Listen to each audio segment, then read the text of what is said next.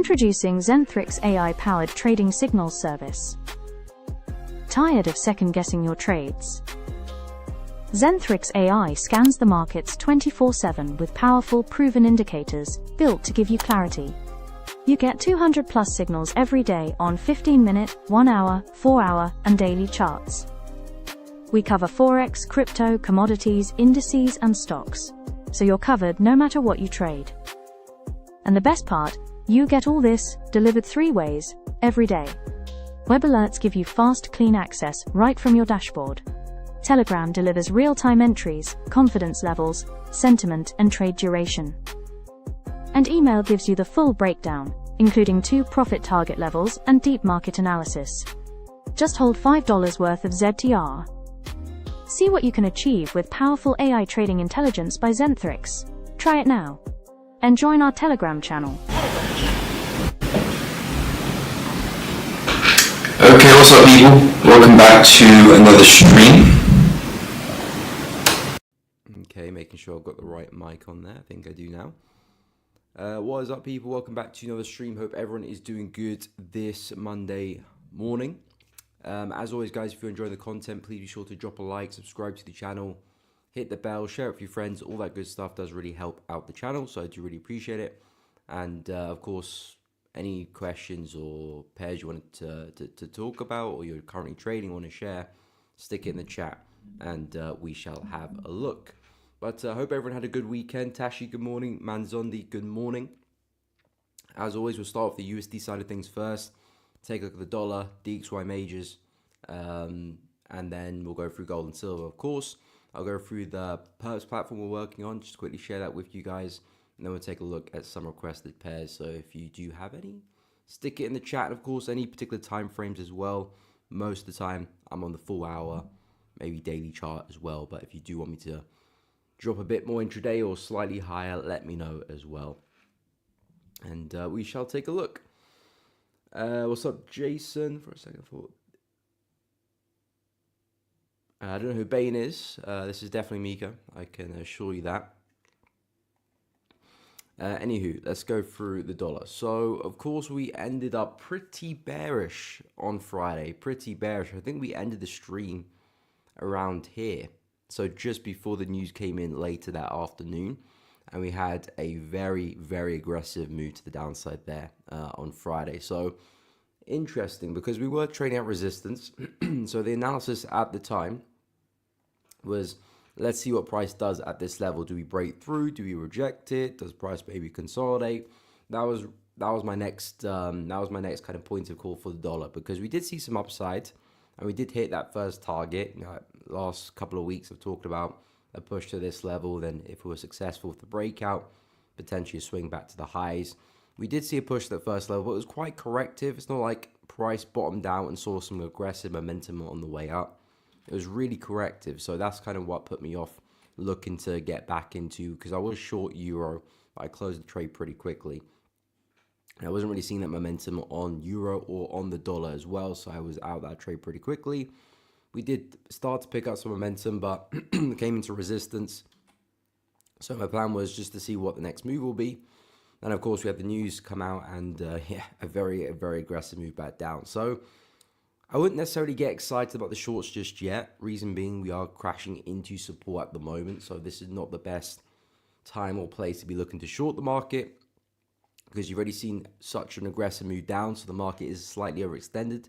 So I wouldn't recommend shorting just yet. And of course, number 2, we're testing major areas of support. So I would be quite cautious of that. If we were to break through the floor and see momentum continue, that's a different situation. At that point, I'll be looking at break of this kind of counter trend line.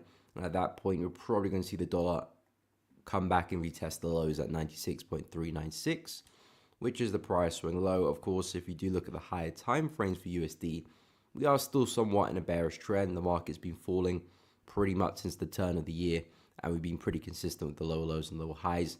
This could just be another one of those highs, you know, in this segment, and we could be revisiting the lows. So if that's the case, if we do see a break of that support level and momentum continue lower, then in terms of an intraday opportunity, I would suggest looking for some corrections and continuations all the way back to the low.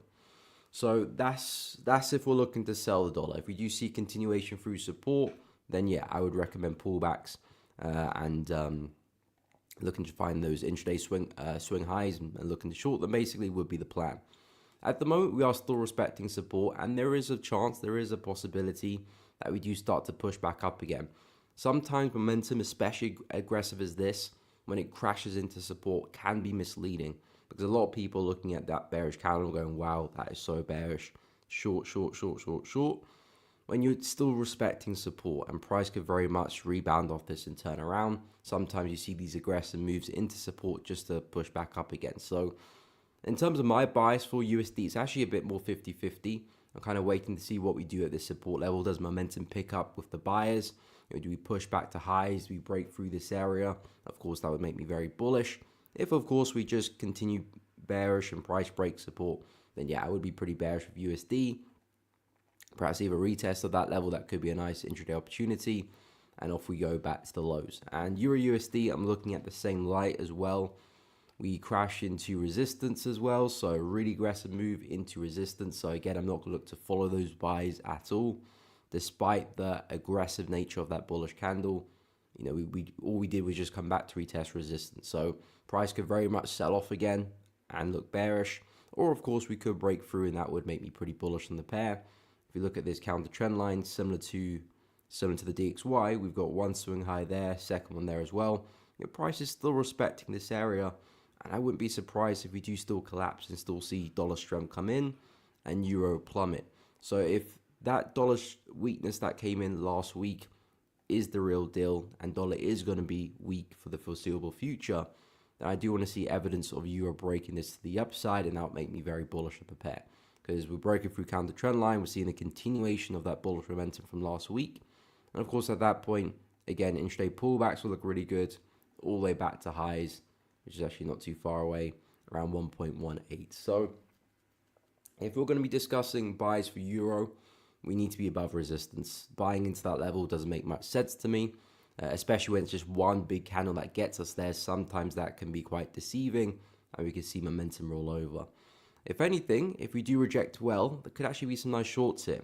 I'll still say it's quite early to say if the shorts look good or not. Of course, we're respecting the area at the moment. Kind of want to see us maybe consolidate for a little bit, maybe fire some more wicks to the upside, then see a strong shift back down again. That could be a nice entry for a short, especially on the 4-hour chart.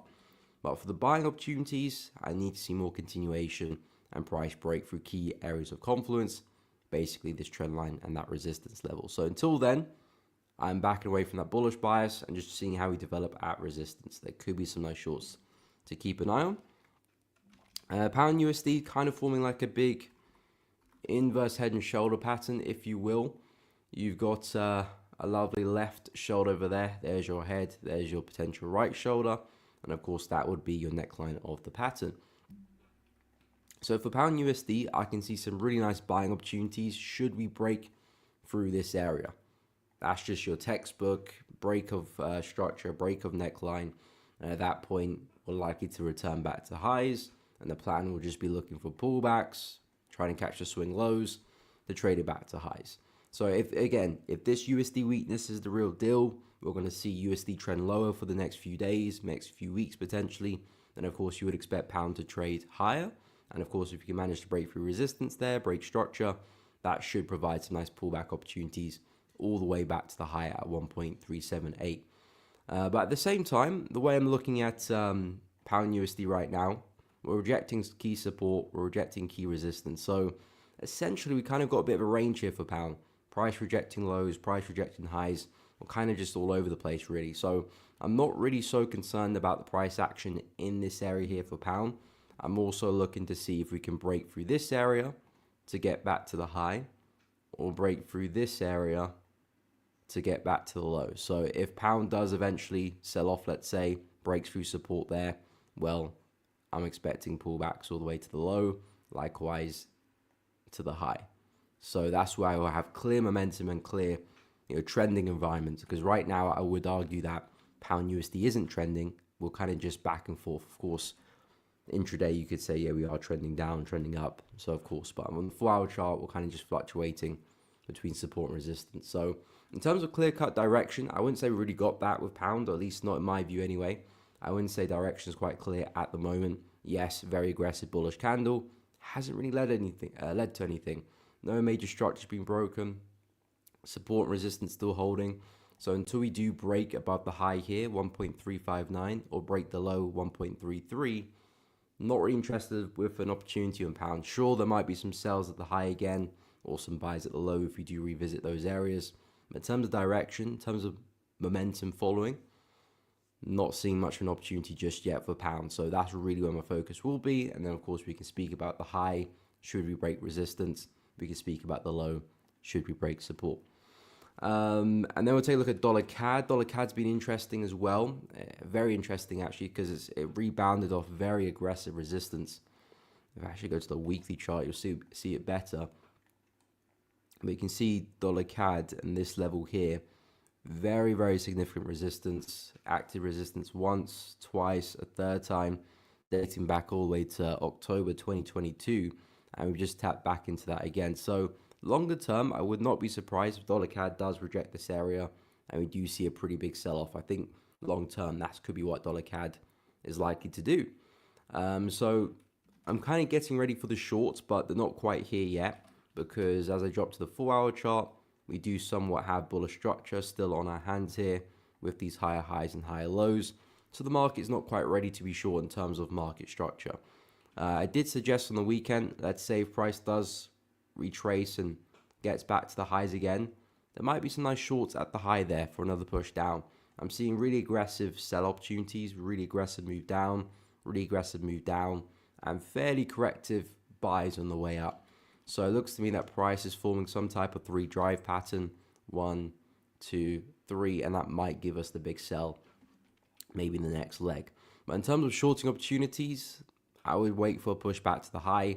That way you're back within the weekly zone, and of course you're testing an area where we did see aggressive momentum previously as well. So in terms of shorting opportunities, I would wait for a push to the high.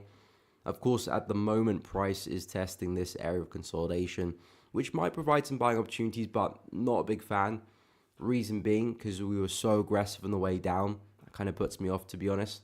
If we were a bit slower, a bit more corrective, I think that would be a great place for a buy. This was such an aggressive move down, so I don't really want to be the first person into the market try and buy that back up again. A little bit too aggressive for my liking, but yeah, another corrective move back up, back to highs. I do think that could provide a nice short, potentially a big double top, something of that nature. Of course, we have to monitor that as that does develop, but that's what I would have my eye on. Now over to Aussie dollar, probably my least favorite USD pair right now, just because the price action is horrible to read. We've got some equal lows. Of course, the news came in, really aggressive reaction.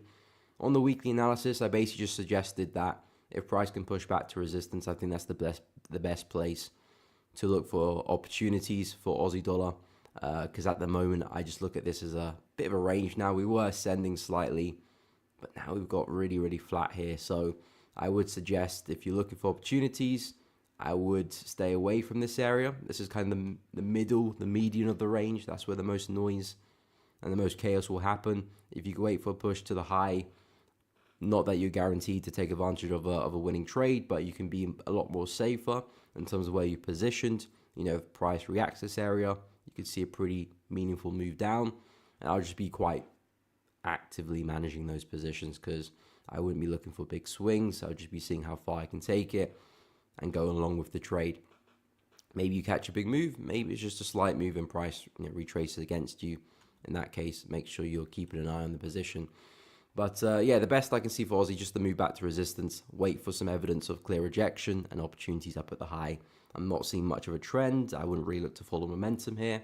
I'm treating this as a ranging market. So if that's the case, the goal is to look to sell high and buy low. I think that's the best way to tackle Aussie, because the price action does look quite tricky to read. And in terms of New Zealand dollar, we do have somewhat of a descending channel here. Prices reacted, of course, really aggressively off the low. I would suggest if price can move back into the highs around 0.594, I think that could be a smart place again for another short. Doesn't have to be for the home run back to lows. Could just be a push halfway. We'll monitor that as we go along. But in terms of shorting, that's really where I like to take some shorts. We've got previous highs in the market. There's a possibility we could try and catch another one. So for New Zealand dollar going forward, the buys, of course, already in play, unless maybe price retests support again. That could be something to think about. But if we do continue higher, then I'd wait for us to get closer to the trend line before looking for opportunities to get involved again. But yeah, since we're in the channel, the goal is looking to sell as close to the high as possible, or long as close to the low of the channel as possible. In terms of gold, we were very bullish on Friday. Really strong move to the upside, of course. The USD weakness really caused a lot of markets to move quite aggressively, especially the USD ones, and really aggressive move up. Again, you guys know my opinion on gold. Really, really corrective market. Trying to stay away from gold as much as possible unless we do trade back at resistance or support, which is basically the high or the low of the range. So 34.40 or 32.60. Unless we get to one of those two levels, I'm personally trying to stay away from gold. Yes, there was a nice move last Friday, and possibly there could be some pullback opportunities of that. If we are going to see a continuation of that momentum, we might see a bit of a correction, and then boom, maybe price does continue. That could be an idea there. I'm not the biggest fan because of where we're located. Typically, in the middle of the range is where you're going to get a lot of fake moves, and I just really wouldn't want to be looking for opportunities, especially pullback opportunities in the middle of the range. Not to say this opportunity won't work out, it's just probability-wise, not the best place for it. If this was like in a larger trend and price was trending well, yeah, of course, that would be a great opportunity, but in this area, things can get quite choppy. So personally, I would stay away, focus my efforts at the high and at the low. Again, intraday, I can see some opportunities there, but I just don't like the location. So personally, I would stay away. And on to silver.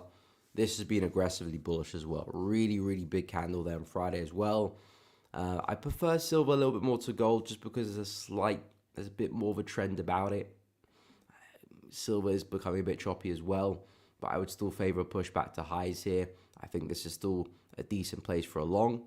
So if we were to pull back into this area, I think that would be a smart place to look for a buy, at least back to where we came from. But I do think we can get back to highs. So if I had to choose between the two, it would be silver, just because there is a bit more of a trend to it. So naturally, these type of opportunities will have a bit more confidence to them, more likely to play out. Of course, gold and silver do move alike, so they probably both play out, but I'd rather focus my efforts on silver for now. And yeah, a retest of 38.19 would be an interesting level for a buy. So yeah, that's kind of where I'm at with USD. A lot of weakness, of course, on Friday, but I'm not getting carried away with that just yet. We just smashed directly into support. So really my focus is, what do we do at this level? Does price respect it and fly? Or do we break through the support? If we do, then there's a clear sign that that momentum is continuing. We probably will end up back at these lows probably in the next few days. So really my focus with the dollar is what we do at support. I wouldn't say that's quite finalized yet. I'm still a little bit 50-50. So I'm not really looking at USD pairs this week until I can see a bit more conviction. So yeah, that is kind of where I'm at. Let me go through some messages. A lot of people say hello to. Where was I? See, it's integrated. Welcome to the stream. Hope you're well. Yeah. You're bullish. Okay, nice. Yeah, I mean, like I said, I'm 50-50 on the DXY. Really aggressive move down, but I didn't really do anything. That's the whole point.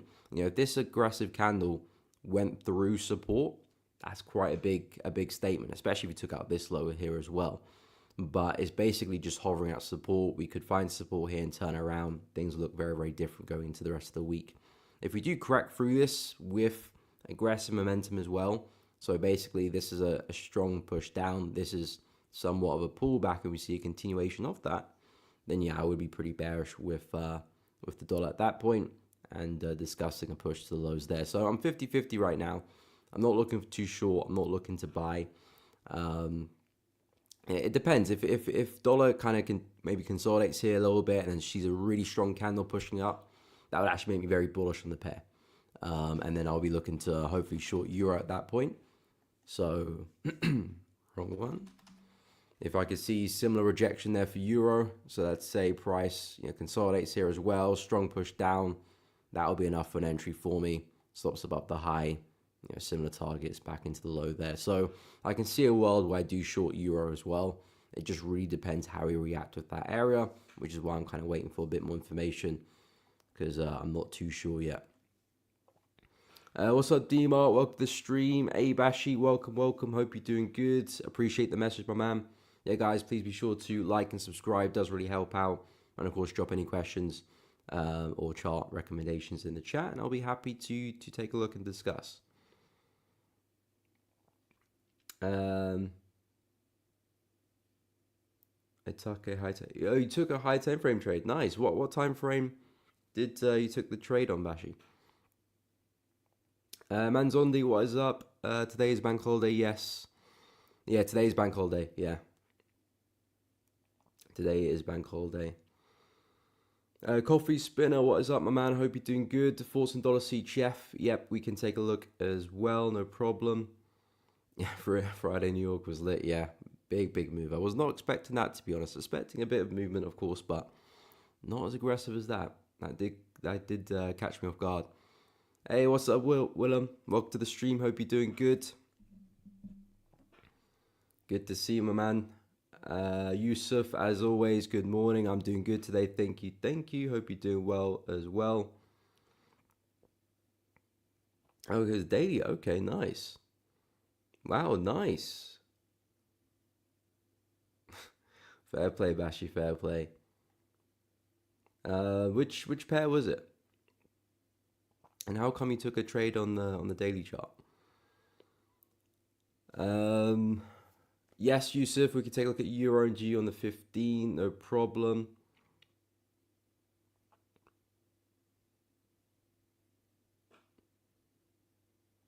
What's up, follow the trend? Welcome to the stream. Hope you're doing good. Can we see GA longs yet? About 2.075, looking good in that area for retest. Okay, I mean, yeah, we can take a look at GA. I'm not not the biggest fan of it anymore because it is still in a range and we didn't break the high, which is kind of what I was banking on. But we can take a look. Okay, let me go through our platform quickly and then I'll go through some requests because there's a bunch of them to get through. So if you guys haven't checked out our perps trading platform, make sure you go do so. I have linked the platform in the description below if you're interested in trading perps or you just want to see what it's all about. A lot of us trade CFDs, maybe futures. Perps is on the rise and I do see a lot of markets transferring to perps, FX, indices, commodities in the near future as well. So this is the platform we've been working on. The great thing about it is easy to use, just like other platforms you probably would have traded with. You can buy, sell, stop orders, market orders, take profit, stop loss orders, all of that as you would normally do. The way to get started is by connecting your Solana or Ethereum wallet to the platform just by clicking this button here and then connecting any Solana or Ethereum wallet you have to the platform. That will allow you to trade directly from that wallet. So in terms of requesting payouts, withdrawals, it's very, very simple. You don't have to request anything. You just take it straight away. And if you don't have a wallet, you can use your email to log in to the platform as well. At the moment, only crypto markets can be traded on the platform. But as I said, FX, indices, stocks, commodities will be coming onto the platform. So you'll be able to trade them as well. And just like you would do with CFDs and futures, basically you are just speculating on price. But the difference between futures and perps is that, of course, the contracts do not expire. So you can hold the trade for as long as you want, basically.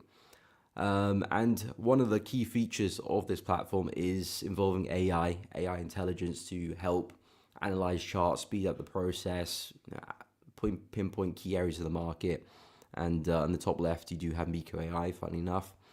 The AI version of myself, if you will. And you can get analysis straight away in terms of analyzing the market, key 4-hour setups, market risk, sentiment, analysis, key support and resistance levels for major cryptocurrencies, not for the smaller ones at the moment because there's not a lot of data on them. But in terms of the major cryptocurrencies, you can definitely analyze them and get setups based on you, which you can take yourself or you can use them as ideas to get you going. So if you haven't checked out the platform, guys, make sure you go do so. A lot more content and information with that platform will be coming out soon. I do already have some videos where I do break it down, walk you through the platform as well. And if you haven't checked out the Zenthrix YouTube channel, make sure you go do so if you are interested. But anyway, let's get to some pairs. So where was I?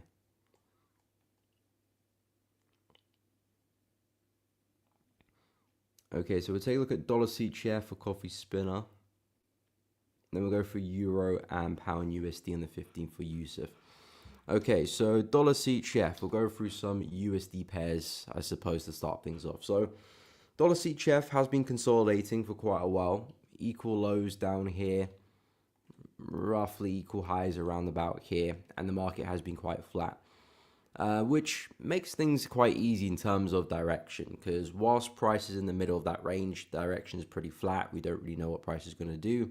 As soon as we see a confident break to the downside or to the upside, we can be look to take advantage of that and follow momentum. Of course, price looks like it's hinting at a break to the downside, but I wouldn't say it's a clear-cut one. We only just closed below, of course, with that momentum on Friday. Looks like prices closed back above and technically trading at support right now. So for dollar CHF, I would suggest let's wait to see if momentum can continue. If we drop again, that will show us okay clarity. We are definitely breaking through support here. And if that's the case, next target will be a push back into these lows, and of course, probably back into these lows, because at that point, we probably will just be seeing the higher time frame bearish trend just continue. This might just be another pullback, another lower high. In a similar case to the DXY as well, this could be another lower high, which could take us back into lows, and we'll probably just see price continue that bearish trend. So if dollar CHF is breaking to the downside for real, I do want to see a bit more evidence in supporting that, because right now it looks to me that price has taken out the low but just closed straight back above, and perhaps could even use it as support to continue the range. So right now I'm getting fake out vibes here, and that's not a good sign, at least for the sellers anyway. So if we're looking for opportunities, I would suggest let's wait for some more evidence on a breakout, or even let's wait for a stronger close, and that could support the idea of a fake out, and actually look for some buying opportunities to take it back to the high end of the range as well, if you are looking to trade between the range. But if you are looking for momentum, if you are looking for breakout opportunities, which we are kind of hinting at with this bearish momentum, I want to see more conviction to the downside. Then of course pullbacks, maybe a break and retest of this area, maybe a retest on an intraday level on the low here. It depends really what the structure is giving us and what the opportunity is at the time. But yeah, I can see USD CHF heading lower. Just want to wait for some more clarity there, because this looks like a fake out. I wouldn't want to get caught in the middle of that at the moment. So yeah, dollar CHF, definitely potential to the downside. Not quite there yet for me though. Euro and GU on the 15. Okay. Let me just start afresh. So like I said, on the 4-hour chart, all we did was rally back into resistance. So despite all that bullish momentum, we can't get carried away. In terms of the 15-minute chart, so yeah, 15-minute chart, I probably would just be looking for shorts, mean reversion opportunities. I wouldn't be looking for buying opportunities here. Yes, we had a lot of momentum, but where's price trading? As I said, back at major resistance. And the last time price did manipulate and take out a major high, look what happened. We formed a high over there. Price rallied through that. What happened? A big sell-off happened. We had a pretty big correction. Price has done the same thing, taking out this high. That could potentially give us something similar and a big push down as well. So I wouldn't be looking for continuation until I see signs that we are breaking through the high again. Then after that, yeah, I could look for continuations, because at that point, I'll be expecting a push all the way back to the high over there. But right now, what I would be looking for would be potentially another push back into resistance, and looking for some selling opportunities off the back of that for another push down, perhaps somewhat of a double top pattern. Again, not looking for anything crazy. Let's say if we do find support here and rally back to highs, that would then be my target for the trade. We might go further, but I'll be quite actively managing that position and keeping a close eye on it. But in terms of a solid opportunity, I would just be looking to short at highs. I'm seeing a lot of resistance, a lot of bearish momentum from these areas. So if we were to rally there again and see a healthy rejection, I think that's the best way to trade it. I wouldn't be looking for continuation patterns, not yet at least. Like I said on the 4-hour chart, I do want to see price kind of break through this confluence here. Well and truly clear all of this noise. If we can do that, then the clarity in terms of the buys become quite clear, and then the pullbacks and buying opportunities back to the high makes a lot of sense. So until I get that, I won't be bullish on Euro USD, especially in the 50 as well. I think the next best opportunity would just be a pushback to resistance and a good rejection. And yeah, stick with that until we see evidence of price continuing to trend. In terms of pound USD on the 15-minute, this kind of the same situation as well. Because again, if I just look at the 4-hour quickly, as I've said previously, this looks like a ranging market to me. You got equal lows running the market there. We almost came back into the same vicinity again, and you got equal highs there as well. So all I see for pound USD is a market that's kind of trapped in this area, minus these kind of recent fake outs, if you will, but more or less price has been in here. So again, from a 15-minute perspective, what I can see is, of course, price had a big rally. Would I want to try and find continuations of that? Not really. I wouldn't say that's a high quality setup or a very likely setup to happen. As I said, if price can break the high here or break the low here, I think that's where we have probability, and that's where momentum becomes something we can follow, because if we do break support there, well, then we've got a good chance price will probably end up here. So pullback opportunities on the way down will look really good. Likewise, to the upside, if we do manage to break resistance here, then pullback opportunities will look good all the way back to the high here. So in terms of momentum following and trend following, we want to see price trade above this area or below. As price is, of course, basically in the middle, ideally you want to be buying off the lows here and selling off the highs there and trying and avoid opportunities in the middle here.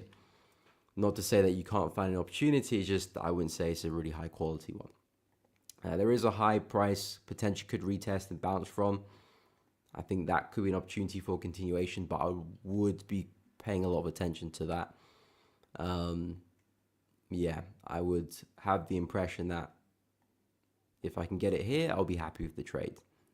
Let's say price takes out this low, tests key resistance, find a nice reaction there, push back into this trend line area. If I can get that, I'll be happy. And if price starts to show evidence of coming back down, I'll just close the trade. Of course, maybe you do catch a breakout, maybe price does fly. In that case, you can always trail stops. But I would be quite cautious around this area, knowing that we might still be heading lower. So from a 50-minute point of view, this is probably what I would keep an eye on from a short-term perspective. Euro, I quite like the sells at the high. But yeah, neither opportunity I'm kind of thrilled to be looking to take. Really, the focus is at these areas, whether we respect them or break through them. I think that's really where the big moves will happen, more so on a 4-hour chart rather than 15. But that's kind of where my attention is for now. What's up, Lenny? Welcome to the stream. Hope you're well. Good morning, good morning. We can take a look at GA longs. We'll follow the trend as well. What's up, Jay Fenner? Welcome to the stream. Hope you're doing good. If DXY doesn't pass the previous uptrend line, then I'll turn bearish if it doesn't pass 98.050. Okay, and stays above 98. Okay, makes sense. Yeah, I mean, I think DXY is a little bit tricky at the moment, to be honest.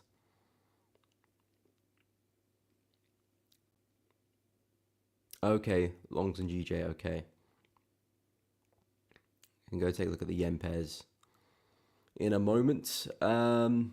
Good to hear, Will. Good to hear. Watching the stream. Hope you're good too. Yeah, I'm good, my man. I am good. Glad to see you on the stream, though. What's up, Mohammed? Welcome to the stream. Welcome, welcome. EuroCAD. Yep, Dre, we can add that to the list. I'll go through I'll go through GA, then take a look at DXY, then we can go through EuroCAD, no problemo. Thoughts on ICT concepts? I don't trade them. Haven't really looked into them at all, to be honest. I don't really have much thoughts. Again, there's a million ways to trade the market. All you have to do is pick one and get really good at it. That's as simple as that. And what you will find is that a lot of trading styles are kind of just different remixes of the same thing. We're all trying to buy what other people are buying. We're all trying to sell what other people are selling. And we're all trying to time the market well. Yeah, at the end of the day, it does all really come back down to support and resistance. Everything is kind of just a deviation of that. Some people are trying to buy a little bit lower, a little bit higher, but we're trading the same market here as well. So my thought is just find a strategy and get good at it. Yeah, but me myself, I've never traded ICT. Oh, okay, my bad. Okay. 46.7 RR, wow. That is ridiculous numbers.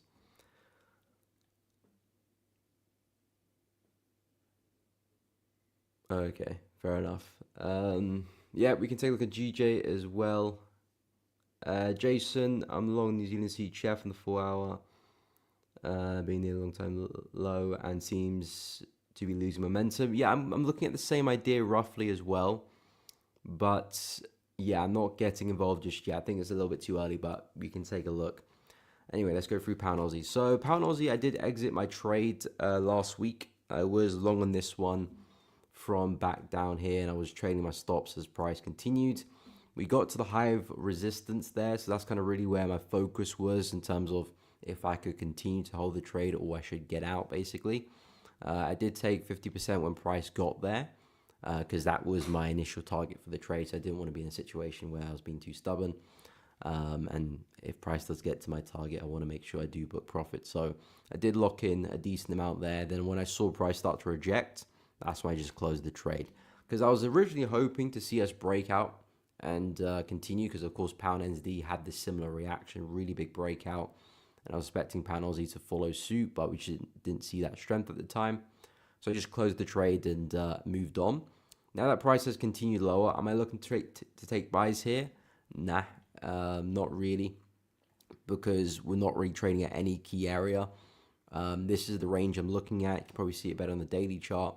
Mostly equal highs there, equal lows here. This for me is not the best place to be picking up some longs. Not that we can't continue higher. We can continue higher from anywhere potentially.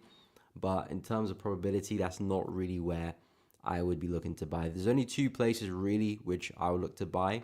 Is down at the lows here, which is where I bought last time. Or price can break structure and then find some pullbacks for a buy. And we're trading above that level, of course. Then, of course, targets will be back at the high there. So there's only two places where I would try and position myself long. Again, this is more from a swing bias. I suppose intraday there's different opportunities there. But I just don't think it's the best place possible. We're coming from resistance. We respected it relatively well as well. Yes, we are coming back to some areas of demand structure here, which we might see a reaction to. But I'll be very kind of watchful of that trade. I wouldn't be trying to look for a big swing. I can see something like this happening. After all, it is a ranging market, and there is a world where we do push back into lows again. If price has rejected the highs pretty well, we could be making a move back to the lows. So I personally would not be looking for buys at all for Pound Aussie in this area until I see a strong break above this. So if we can break 2.1 really, 2.105, if we can break through that, then sure, I like the buy opportunities. Or if we do head back down to support again, reject it well, then yeah, I wouldn't mind picking up some longs there again. So yeah, that's the only way I do see longs in Pound Aussie. Otherwise, nah, I'm not a big fan of buying Aussie, Pound Aussie, because it is just a ranging market, and I don't want to be getting involved in the middle. In terms of the DXY, so as I mentioned for this guy, I'm kind of still neutral to a degree. Basically, to make me bullish, I need to see a really kind of significant reaction off this level, because of course price was very, very bearish coming to this level. So I need to see something that will kind of equate to a healthy rejection of that level. Because if price was kind of correctively falling to the level, I don't need to see anything crazy to jump into the trade.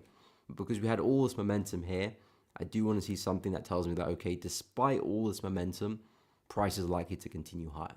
So I need to see something like that to trigger me into a buy or to make me bullish. And of course, if I'm going to be bearish, I do want to see price crack through support because, of course, at the moment we are holding pretty well. So if we do end up cracking support here and breaking through 97.6, that would make me pretty bearish. I'm expecting us to trend lower. We have this kind of vague counter trend line at play. You know, if price is going to break through that, I would expect us to reach the lows again. After all, we are pretty bearish on the higher time frames, and I wouldn't be surprised if this trend does have another leg lower to it. So I can see price going both ways, and really I'm just staying on my toes. Again, a big part of trading is just being reactive to what the market's giving you. You might have a bullish bias, but things might change quickly, and you should be able to change with that. You don't want to be stubborn. So those are kind of the two things I'm looking at. A really solid rejection, good shift of momentum off support. That could be what gets me into a buy. If, of course, support breaks and I see some healthy momentum lower, that makes me bearish. So that's kind of where I'm at right now with the DXY. In terms of Euro CAD, this one's interesting. It has been bullish, but it looks really, really corrective. Looks like price is kind of struggling almost. So I do expect us to go for a bit of a sell. And if I go to the daily chart, you can kind of see the type of market structure I've been working with. I think a sell makes a lot of sense, actually. We're in a very corrective ascending channel. We've been bullish for quite a while, so I believe we're approaching a top to the trend. We've taken out some major highs to the left there as well. I think we've taken out this high here too. Yep, just about. So I do believe we're at some really, really high prices, taking out some highs which we haven't done since March 2018. So not only are we looking tired, not only are we behaving really corrective, we're testing some really key highs right now. And I do think that can invite a lot of sellers into the market, potentially a lot of buyers taking profit. And I think we can make a move down and potentially even further than that as well. So for EuroCAD, I'm not interested in the buys despite the market being bullish. I'll be more intrigued about the sells. Now, how would I go about selling?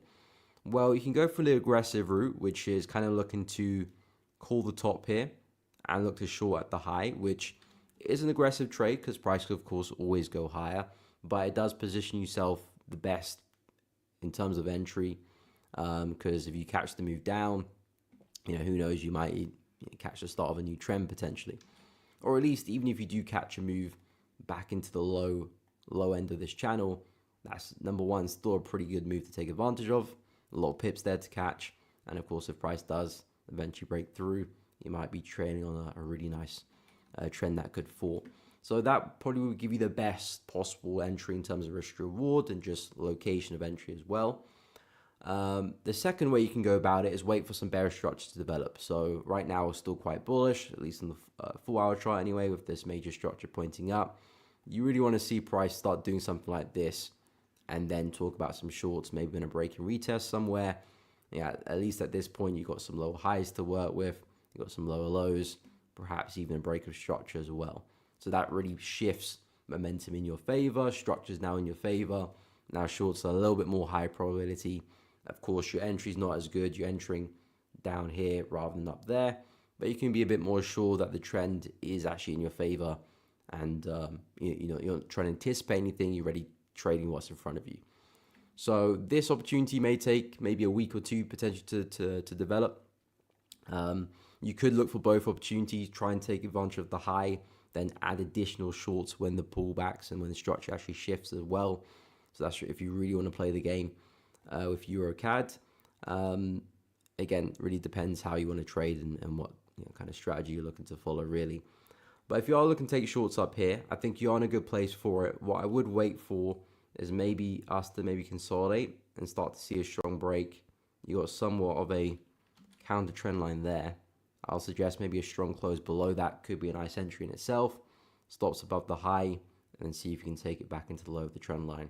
Like I said, it's a bit more of an aggressive trade, so don't be surprised if momentum does go against you. If it does, get out the trade pretty quickly, because at that point, the higher time frame trend could very much could continue. But let's say if you do get a strong close, momentum keeps up well, yeah, you're looking pretty good for a push into the low of the channel. And then we'll see from there. So yeah, that's really what I'll be looking for EuroCAD. This trend starting to run out of steam and a push back down. Raphael will go through pound yen shorts on the 4 hour, and then we'll take a look at Jason's NZD CHF idea as well.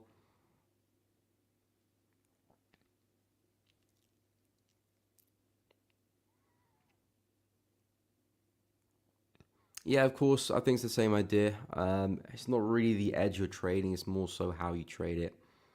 Because you could have people with very, very simple strategies performing very, very well. People very kind of complex, maybe a strategy that tends to have a high win rate, and people trading it very poorly, and as a result have a low win rate or not really good results from the strategy. So it's more important how you trade it rather than what you're actually trading. Especially in the beginning as well. You could always master strategy, then look to find a new one and a better one and whatnot. But if you're beginning and you don't really have your foot in the ground yet, and you're kind of looking where to start with something, get good at that something, and then you can always change later. Your strategy won't dictate your success really. It's really how you trade it. And like I said, if you want to change up styles later on, you can do that, but you don't want to do that in the beginning. You don't want to be trading this strategy this week and then another one next week. You won't really get anywhere with that. Anyway, we'll go through some yen pairs. I'm seeing euro yen being requested. We can take a look at that as well. We'll go through GJ. We'll take a look at New Zealand CHF. What's up, MBK? Welcome to the stream. Hope you're well. No problem, Yusuf. Happy to help out. Yeah, appreciate it. See you integrated. Don't forget to like and subscribe, guys. Make that bullish. If you guys are enjoying the stream, finding it useful, I do really appreciate if you can leave a like, subscribe to the channel, share it with your friends, and of course, hit the bell. It does really help out. Anyway, let's take a look at New Zealand CHF, was it? Yeah, New Zealand CHF and pound yen and euro yen. So, New Zealand CHF, yes, I do understand the buys in terms of, yeah, prices approaching all-time lows again.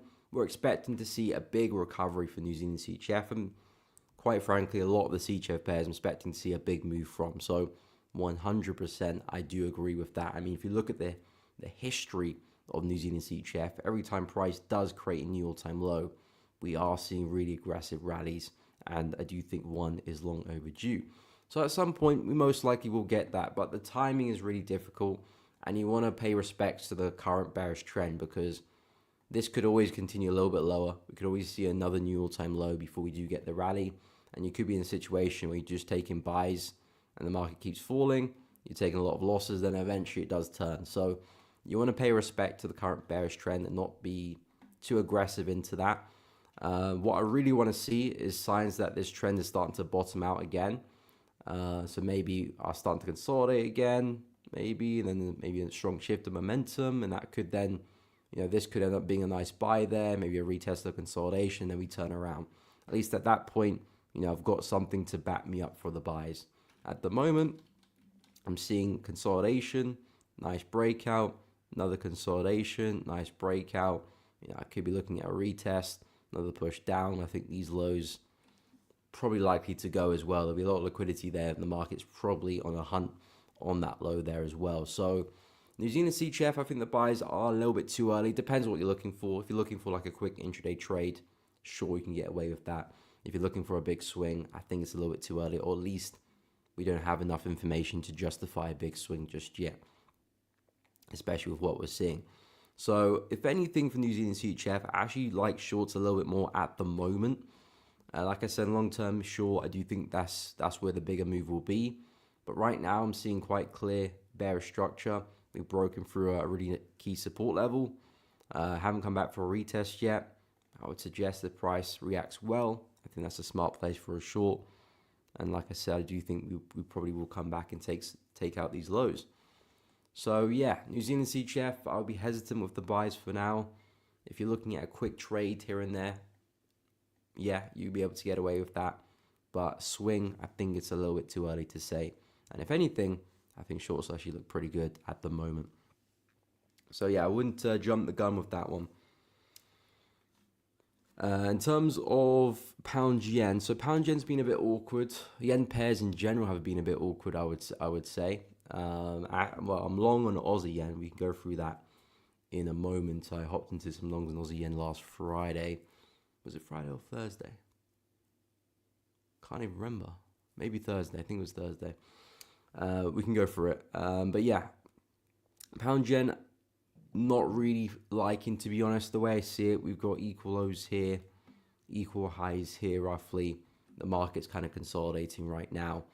And of course, if we expand to the higher time frames, you can see, of course, we've been respecting resistance over here as well. So we're trapped basically for pound yen. We're not really doing much. Structure's quite dry here, quite corrective. It looks like we're kind of forming maybe some type of flag pattern potentially. You know, strong push up, maybe a correction for us to continue higher. The key thing really I'm waiting for pound yen, most of the other yen pairs, is really a sharp breakout to really get some momentum going and direction going. Because I was looking at the yen pairs over the weekend, looking at the JPY basket, very, very corrective, basically consolidating. So direction isn't really clear at the moment, and I wouldn't really be looking for big moves. I mean, I am looking for a big move on Aussie yen, but more so because it's positioned where I can take advantage of it. I'm actually being very watchful of that trade. We can go over it in a moment. But because we are still quite choppy, I think it is still quite 50-50 with the yen in terms of which way the yen's going to go. And looking at price action on the 4-hour chart for pound yen, I think I'm still seeing signs of that as well. Potentially price might kind of sluggishly roll over back into support, or maybe we do see an aggressive reaction. We finally get the breakout. In that case, great. We can talk about some pullbacks and some long opportunities after that. But until then, I'll be quite reluctant to find opportunities for pound yen because it's really, really choppy. I think the best thing to do is short the highs and buy the lows until we do get the breakout. So let's say price does rally back into resistance again, rejects it well. Yeah, that could be a nice place for a short. Likewise with the longs off the low.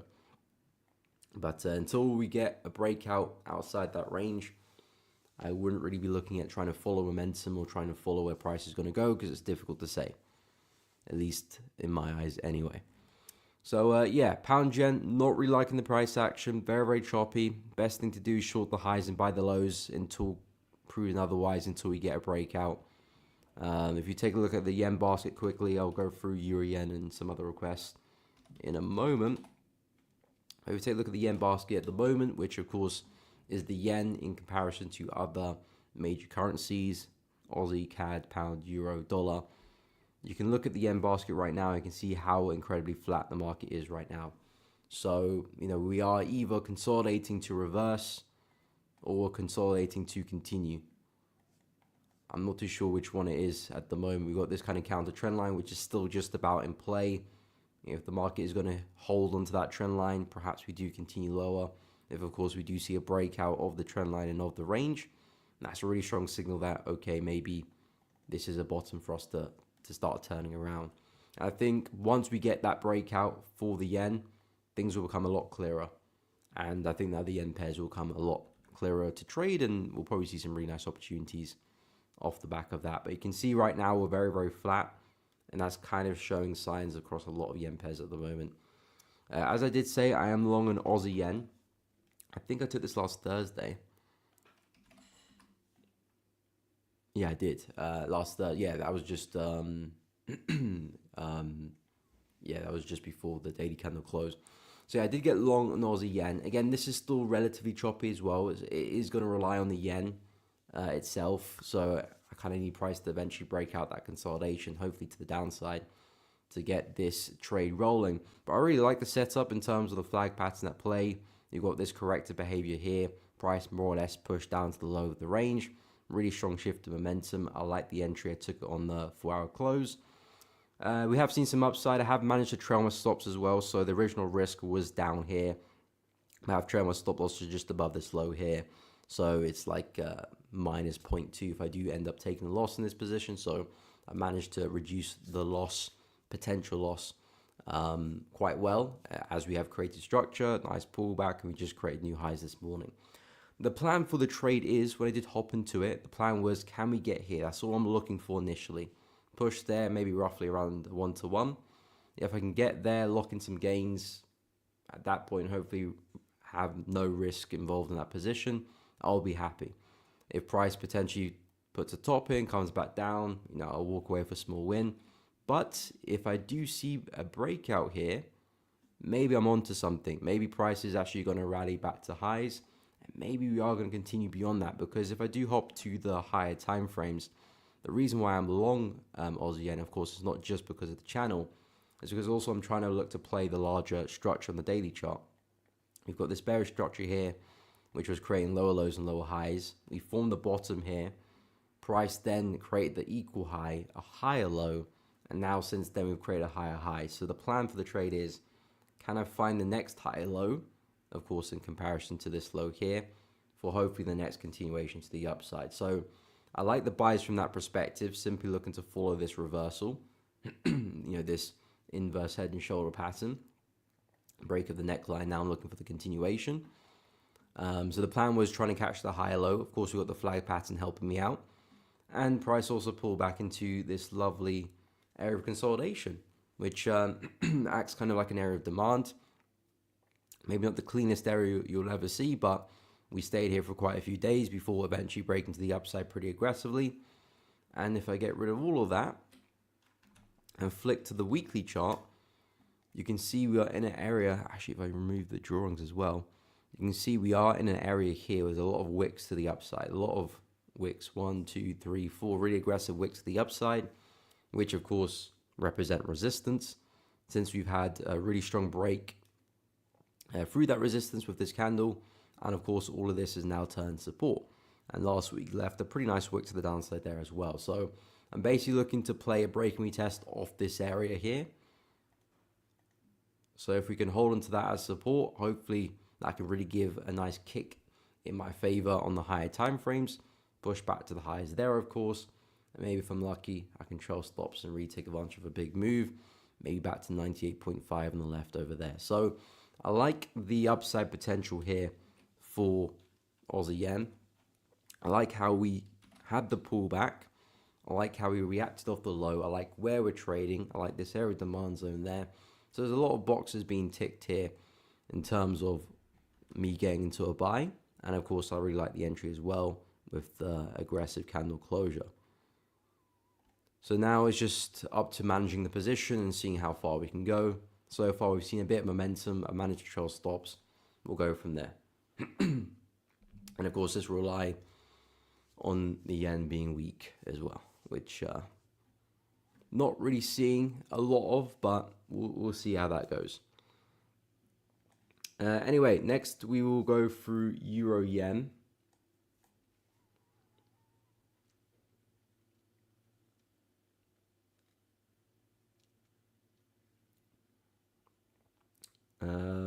Where was I? Yes, Jay Fenner, we can take a look at some indices and crypto, no problem. We can go for a bunch of them as well.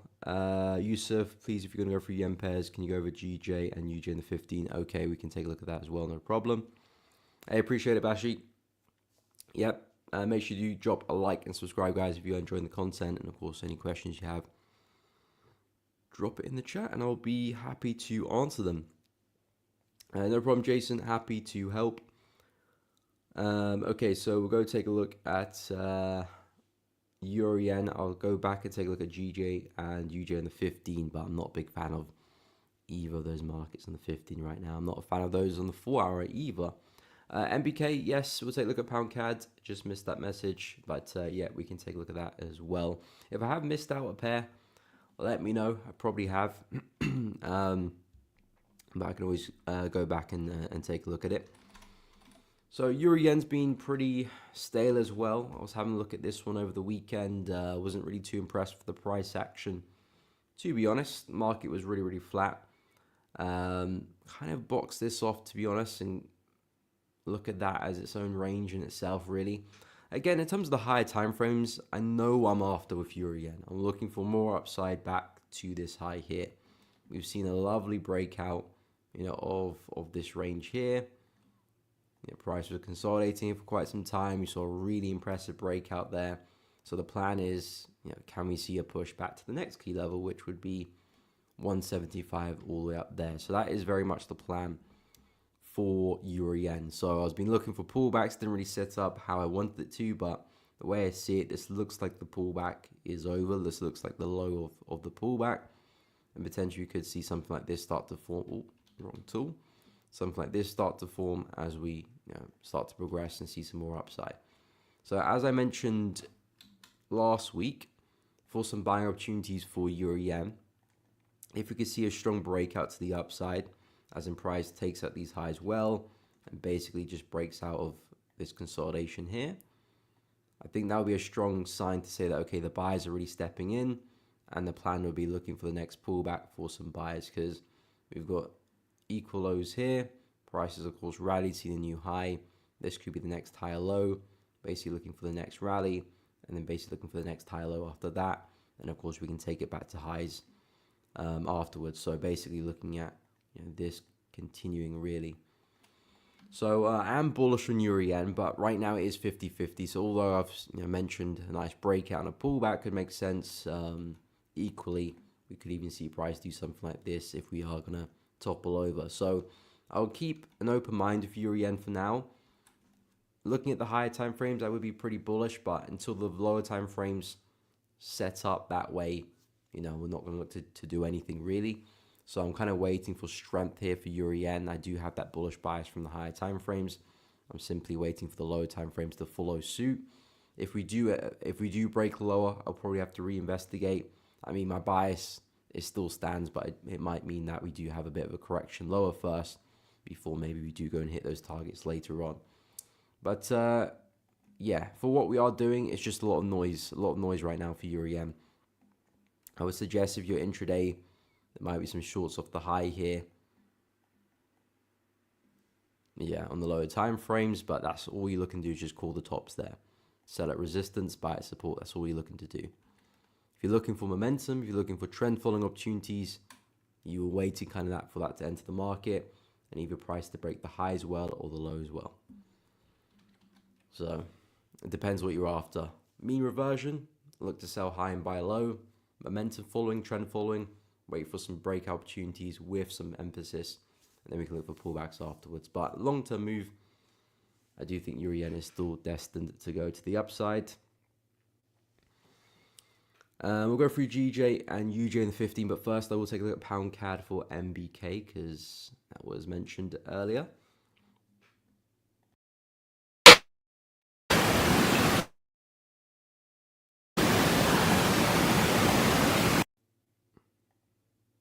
Okay, I think my mic was on the wrong mic there for a second, but I think we're good to go now. Okay, pound CAD. So pound CAD, yeah, consolidating at resistance. That's all I'm seeing right now. There could be some nice selling opportunities. If I expand to the daily chart, whip this level of cross, you can see we have rejected this area quite well on a couple of occasions. You'd probably even consider that as well. So if this is price again, topping out, really struggling at resistance, we very much could see a pretty big move down, because all I'm looking at here for pound CAD is a market that's ranging. You've got equal highs over there, equal lows over there. Market is back and forth, back and forth. This looks like consolidation to me. If I drop to the 4-hour chart, this looks like consolidation to me. And I would suggest if we do break to the downside like so, that would be a strong sign to say that, okay, the seller's entering the market, resistance is holding. At that point, we're probably going to end up with a swing back down to lows or near enough those lows anyway. So yeah, pound CAD I would be bearish on. It is in a bullish trend overall, but I do think that trend is running out of steam soon. And probably at the fact that we're forming these equal highs, maybe this could eventually be the top, but I wouldn't read too much into that for now. So yeah, pound CAD ranging at resistance, a strong break of support would suggest that the sellers are winning that battle and we probably are going to continue lower. At the moment, we are in the range, so we could continue for as long as price likes, and we could still break higher as well. So don't want to rule that out completely. But if you're looking to sell here, yeah, I'd say a break of that support would be the green light to start selling. Whether you're looking to sell on the breakout or wait for a pullback on a retest, if you're a bit more intraday, that'll be depending on your trading style. But that's what I'll be looking for some shorts for pound CAD. Now, in terms of pound yen on the 50-minute chart, this is going to look really, really ugly. But we shall take a look.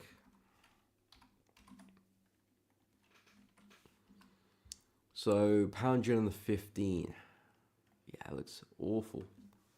Awful. So I was discussing this support level last week. So that's not a bad level to buy from when we had this recovery. Which, I mean, despite the fake out there, it did act well as support, but that probably would have taken you out of the trade. But if you find a re-entry, probably would have caught a nice swing there. And sort of kind of acting as support there again.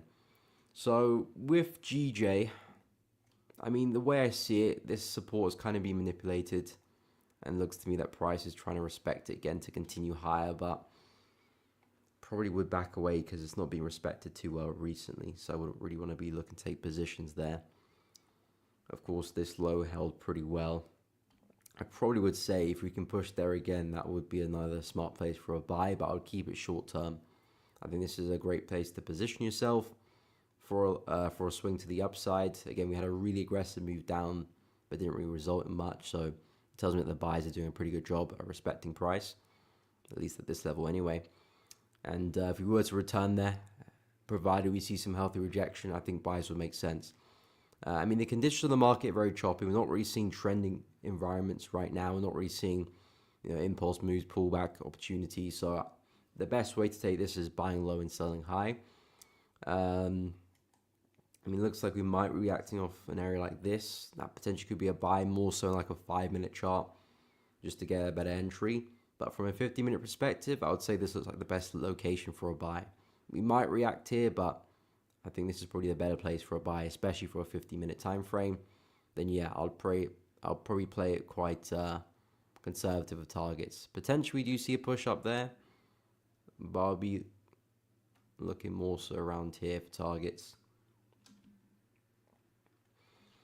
So yeah, GJ, very, very messy conditions. My strategy would be looking to buy as low as possible. Not necessarily as possible, but low as possible for key levels like this area here as well would be very nice. Of course, low as possible would mean down there, which probably would still be a great place for a buy as well. But I quite like this area since we've seen a really strong reactions. If we get there again, reject well, I would bet on another reaction from that area. So yeah, GJ 198.4 would be the best. Personally, I would stay away. I'm not seeing much clarity with the price action here, so personally I would stay away. But if I had to, I would look into buy from that low if we get there. In terms of UJ, UJ is arguably worse, to be honest. I'm seeing equal lows, roughly equal highs there. Again, in terms of buying opportunities, this would be the best place for the buy. So again, I would suggest if you can push back here again, that's really where I'd be looking for long opportunities. 146.659, that's where I'll look to try and buy. At the moment, I'm not really seeing much opportunity here. I would say we're in the middle of nowhere. Maybe if you scale right down, there might be some opportunities to take it back to the high here, but not for the 50-minute chart. 15, this is where I see opportunity. And for sells, maybe if you come back into this area, that could be a nice area for a short as well. But because of the conditions aren't trending, they're sideways, equal lows, equal highs, you want to be just picking the best levels to buy from. And I would suggest 146.659 looks really good. Our resistance there at 147.963 looks pretty good as well. But again, depends how we get there, depends how we react. That will justify the trade or not. So yeah, UJ and GJ, really, really difficult price action there on the 15. They're both kind of just ranging, so you want to be focusing on buying at key areas of support, not really looking to follow momentum.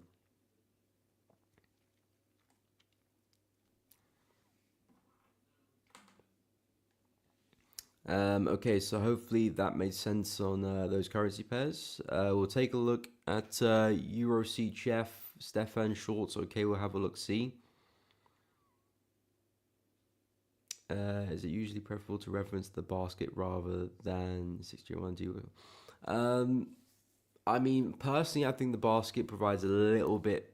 Well, I find the price action with the JPY basket looks a little bit tidier, and it kind of gives me a better representation of the yen, especially relative to the yen pairs. I mean, the Japanese index is good as well, but I think the JPY basket just gives me a better representation of what the yen is doing relative to other currencies. But you can use the index as well. It pretty much is the same information. Remy CAD yen, yeah, we can take a look at that as well. We'll go for Euro Swiss first, but then we'll take a look at CAD yen. Again, guys, if I've missed out a comment, do not take it personally. You can just drop it down again if that's the case. DMR looks like Euro yen and pound, Euro JPY and pound. Gov talks on Saturday. Did nothing much for momentum. No, didn't really see much happen over the weekend. Really, no major gaps to really report on. Scarlet FX, what's up? Hope you're doing good. Did I miss gold? Yes, but I can take a look at gold again for you. Not the biggest fan of gold, but yeah, we can go through that. Yeah, sure thing, follow the trend. We can go for Aussie New Zealand dollar and Euro NZD. All right, take care, Will. Have a good one, my man. We'll hopefully see you in the next one. Appreciate you coming on the stream. Bought in the 15 recent low. Which market is that? Oh, is that for GJ? Is it the low that price just created? Or talking about something else? Is it this low here or? Well, I'm not guessing that because that's from Sunday open. So yeah, maybe around there. Well, yeah, I mean, I can see the break and retest opportunity there. Personally, I probably would rather take the low off here just because it's a more significant level. And I would just feel a bit more safer there. I wouldn't be looking for much for GJ, to be honest. It's a really, really choppy market.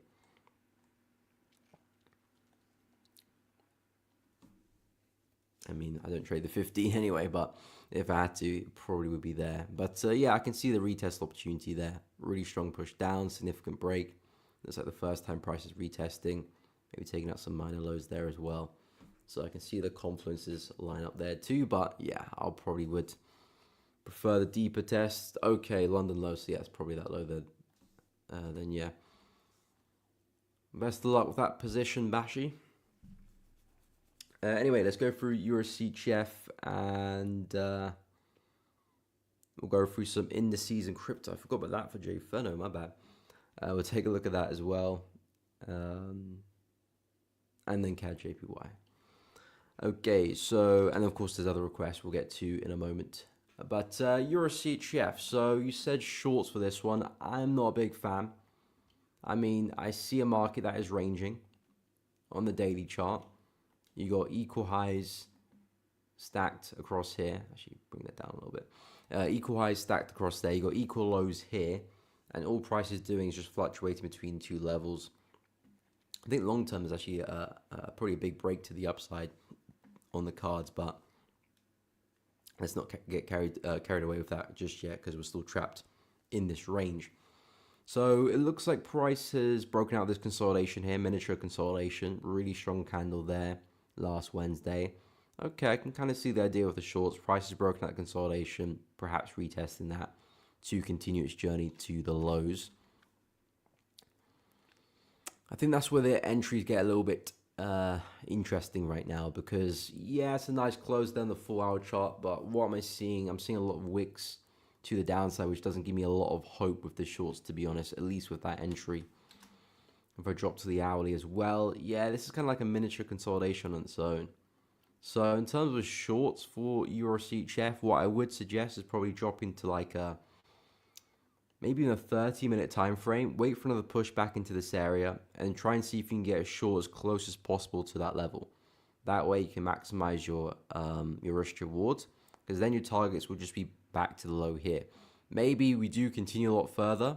There's the possibility that price does see a swing to the low of the range, but I wouldn't be trying to take some shorts here because you're kind of shorting directly into the support level, which price has really failed to break through and could easily just turn back around against you, and you be straight into some drawdown and not really effectively trading your receipt share quite well there, I would suggest, because then you're relying on price break and support, which it could do, but I wouldn't necessarily rely on that. I'll try and get my entry here, so I'm more so relying on the rejection here, and if that does happen, yeah, great, I'm straight into profit. I can lock in some gains there, and if price doesn't break through, it's not the end of the world. I'll probably still walk away for a small win, or at the very least, to break even there.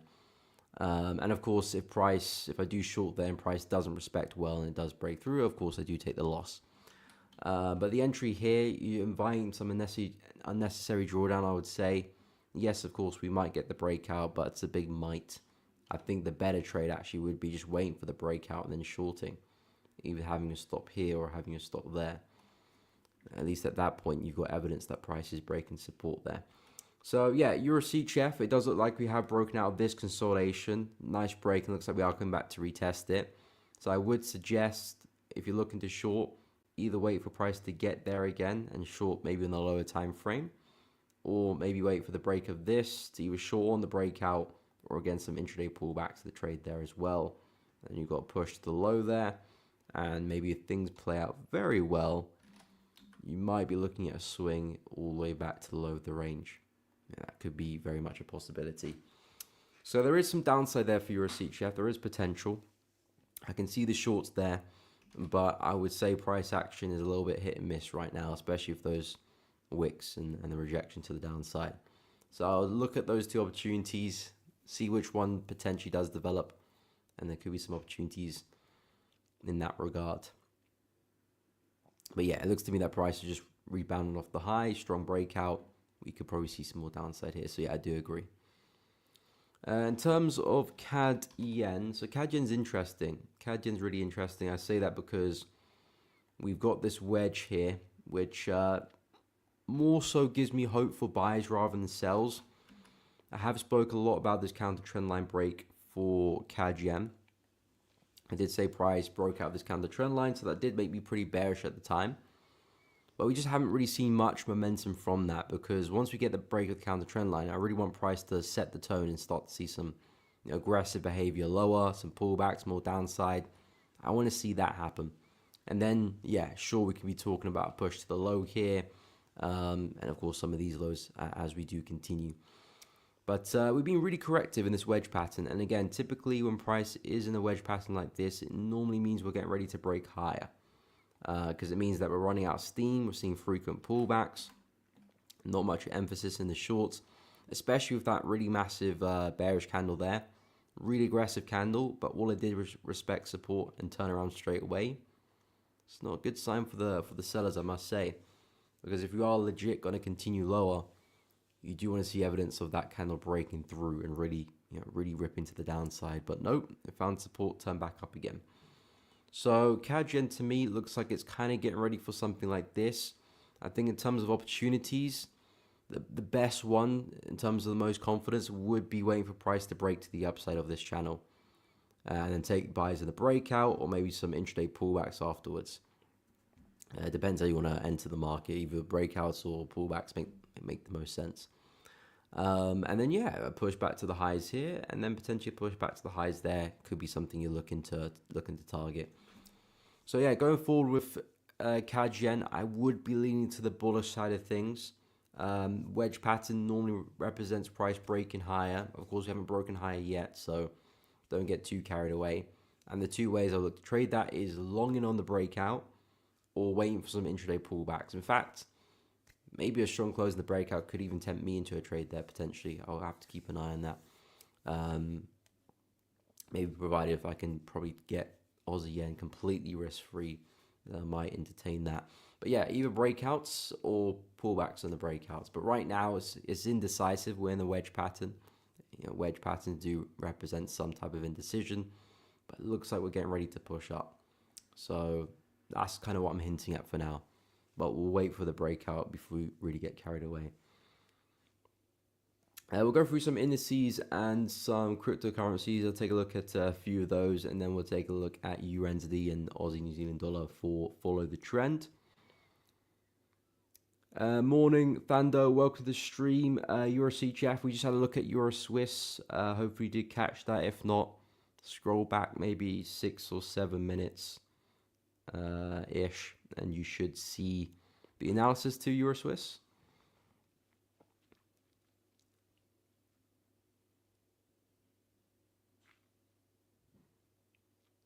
You got a 40 pip stop loss. Is that what you mean, 40 pips? Into the hour, different to usual trades. Yeah, of course. 3 pips to 40 pips is a pretty big difference.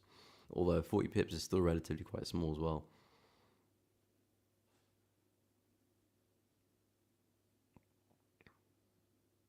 Okay, fair enough. Catch with 0.2 R, which, okay, makes sense.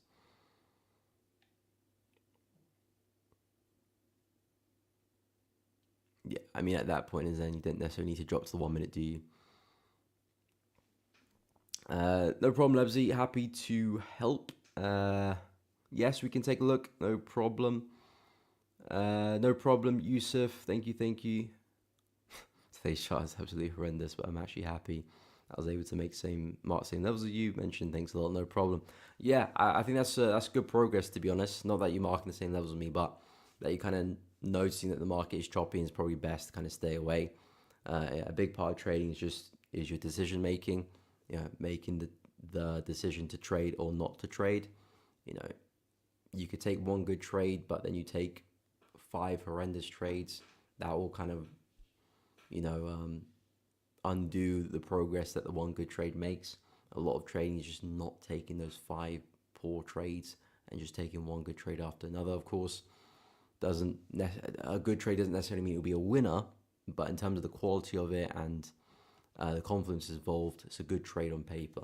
So you want to be taking those trades as much as possible, and conditions do play a big role in that. You might be looking for break and retest opportunities, but break and retest and choppy, really chaotic conditions versus maybe a nice trending environment with momentum behind you, that's a different opportunity. So picking and choosing your moments in the market, very, very important. And I'm good to see progress on that side, Yusuf. What's good, Lighton? Welcome to the stream. Hope you're well, my man. Welcome. Anyway, let's take a look at a couple indices and a couple crypto markets. Now, I did have US30 as the bonus pair on the weekly analysis. If you haven't checked it out, go and do so. Kind of wrapping up mostly what happened last week, forecasting this week, and some of the pairs I'm interested in to trade. And US30, I really like the price action because we had that humongous breakout on Friday, of course. The indices were very, very bullish on Friday, weren't they? And US30 especially so. And we have a really commanding breakout, shattering that resistance level. So to me, it looks like US30 is now on its way because it's just been kind of held back at resistance. NAS has been trending a bit well. S&P's been trending well as well. But US30 just been stuck at resistance. Now we've finally broken through that aggressively. All of this is now support. And all of this can act as a bit like a trampoline for us to pull back into and springboard us to continue back to some new highs. We've got the next big psychological level for US30, which is 46K. I think that could be the next target we look to work towards. So simply for US30, the plan is just to pull back and then some more upside. I think out of all the indices, this one looks the clearest cut to me. Clear break of key resistance. As long as we stay above this, the buys look really good. Of course, if price does break below, then this turns into a bit of a fake out, and actually shorts become a really nice opportunity afterwards. But we'll speak on that if we do get the fake out. But for now, that is where the focus is at. Simply a break and retest, continue momentum back to highs, and hopefully we can go even further than that as well. As for, let's say, NAS 100, of course, nice pullback with that one. Strong shift to the upside. I think if we can drop to like a hourly chart, I would suggest a pullback to this area looks really good. So pull back to there, kind of like an area of demand here. That's roughly your consolidation for a push up. Looking for a pullback into that for a continuation, because the plan is the market's still seeing higher highs and higher lows. This is our last low. This is our last high. We pull back into roughly an area of demand here, and we're looking for this to be our next high low. We've already seen a strong close down the daily chart. Perhaps we can at least push to some supply. I would suggest this area here could be our next target. Of course, I'll be looking to aim for the highs. Excuse me, aim for the highs long term. But this area could definitely provide some resistance, so I would be quite careful of that. But for now, US 100 NAS looks pretty bullish to me. I like the wicks that we were firing here to the downside. Looks like this very much is the low or the new higher low. So the plan now will be some pullbacks and a push to 23,700. So very, very bullish. Very, very bullish for the indices at the moment. US 30 kind of looks the best to me. Bitcoin, on the other hand, did see a nice strong reaction, but did not sustain that. I was talking about some sells past couple of weeks. We didn't really see that pullback, unfortunately. That would have been a nice short there. Basically looking for the head and shoulder opportunity. Left head, right shoulder. Didn't quite see that, but we did push to... let me just delete that out of the way. We did push to support. Nice reaction there. Of course, that's where the news came in, so price was really bullish. Smashed into some resistance and we came back down. So I still do like the buys for Bitcoin. More so at this area of demand.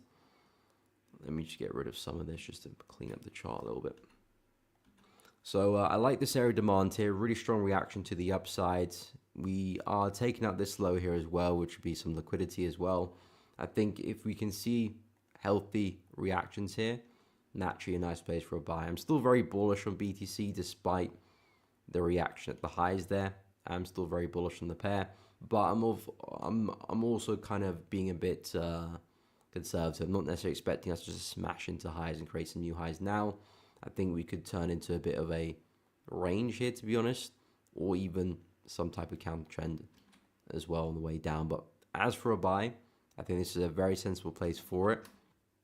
Again, not shooting for the moon, but I think you can catch a nice push here, maybe back into supply around here. I think that makes sense for a trade. Of course, depending how we react, that's quite crucial. I think this is a good area to buy from on paper, but price is going to tell us if it is actually a good area to buy or not, if it reacts well. So keep an eye around 110, 109, and maybe push to 115, 116 is kind of what I'll be looking at, and then we'll go from there. But still just about bullish. And Ethereum strong rejection at the high, which I'm not quite in love with, I'm not going to lie. Of course, Ethereum just made some new all-time highs recently.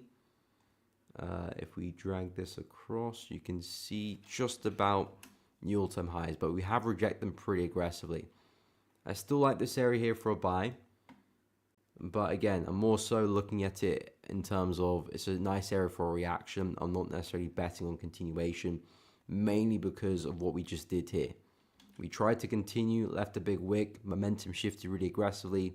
It's a strong sign that says, okay, the buyers have tried to continue, but it's not going to plan. They failed quite miserably, I'm not going to lie. So I like this area for a buy. This is where all the momentum came from. We are still seeing higher highs and higher lows. We're very much in a bullish trend right now, so we're not going to discredit the buys. But after a big reaction like that, it does make you want to be a little bit more conservative with targets and not shoot for the moon right now, especially when we do that at all-time highs as well. So I think this is still a smart place for a buy. We still do have a trend in our favor, but it might be a situation where we react, maybe start to struggle at highs again and come back down. So be prepared for something like that to happen. But for now, yeah, I still do like buys around 43.50. So as you can see for both Ethereum and both BTC, I think there's still some long opportunities there, but we're not necessarily trying to shoot for the moon or shoot for all-time highs again. It could happen, but after the rejection we've seen, I wouldn't bank on it.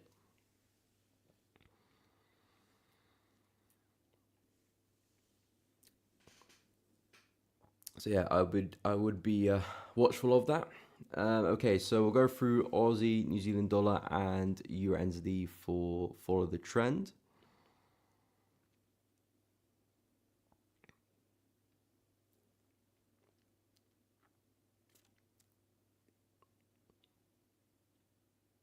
What's up, Alex? Good morning. Welcome. Hope you're doing good. Okay, so Euro NZD. So you mentioned a sell. Also, Euro NZD sells anytime soon. I think this one's hitting. Yeah, have we actually made new highs? Yes, we have.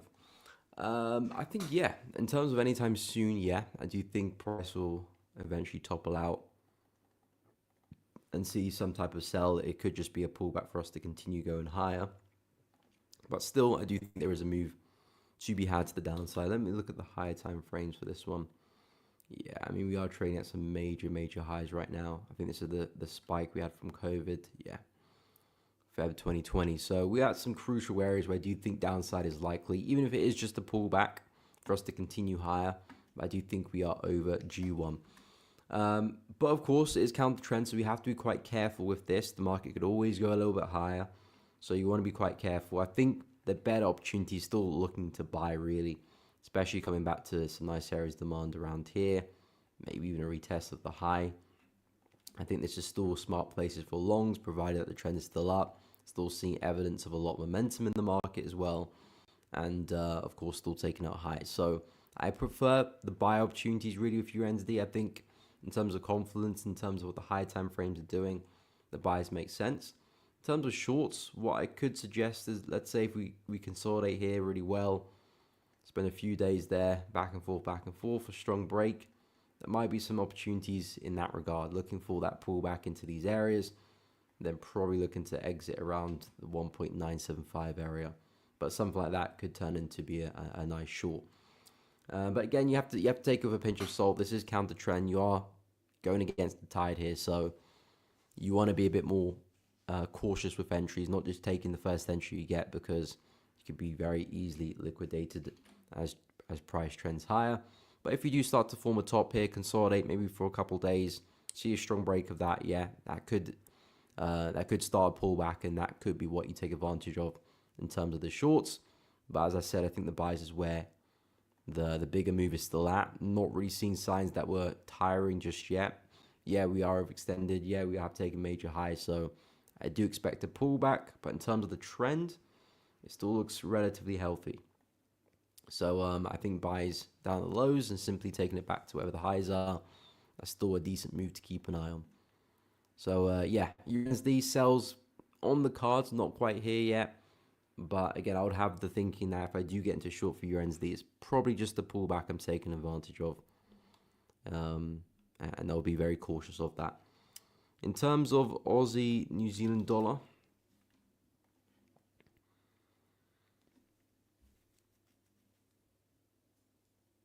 current trade Aussie New Zealand dollar as a ranging market as well, and sell from the highs. Okay, yep, we can take a look at that.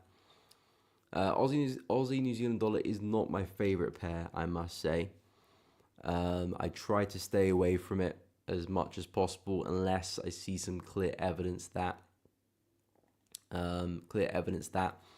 price is really moving well and momentum's there, which is few and far between.